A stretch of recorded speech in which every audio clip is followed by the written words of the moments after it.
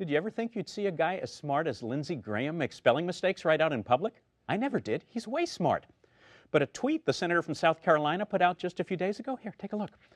It started, when you kill Americans and nobody pays a price, you invite this type of aggression, hashtag Ukraine. See the mistake? Right there, right there. He spelled Beirut wrong. He spelled it Benghazi. I mean, if you're talking about killing Americans and nobody paying a price and inviting more aggression, he had to mean Beirut, right? That's where terrorists killed not just 4 Americans, as awful as that was in Benghazi, but 241 Americans, Marines mostly, blown to bits in their barracks. Did we make anyone pay? Well, just 2 days after the Beirut bombing, that's Beirut as in Lebanon, the president launched a nifty little invasion of Grenada in the Caribbean. There were Cubans there building airstrips, and somebody was being mean to our med students. No, really. Terrorists attacked us in the Middle East, and we invaded Grenada. In Lebanon, meanwhile, nothing. The surviving Marines were quickly moved offshore and then out of the region altogether. So much for fighting back. That was 1983. The president was Ronald Reagan.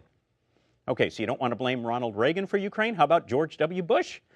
After all, when Vladimir Putin first pulled the invade a former Russian territory stunt against Georgia in 2008, did Bush crack down? Not so much. Some economic sanctions, humanitarian aid, that's all.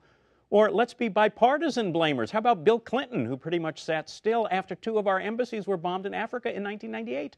Nobody paid that time either. Maybe that's what led to Ukraine. Silly?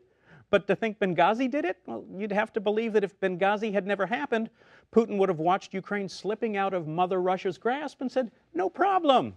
Really? See, you can start the blame clock anywhere you want to if you're trying to score political points. 2 things happened. The first must have caused the second one. The rooster crows at 6:31 and the sun comes up at 6:32. You think the rooster made the sun rise? Same thing with Benghazi inviting Ukraine. Just the latest pile of cock-a-doodle-doo.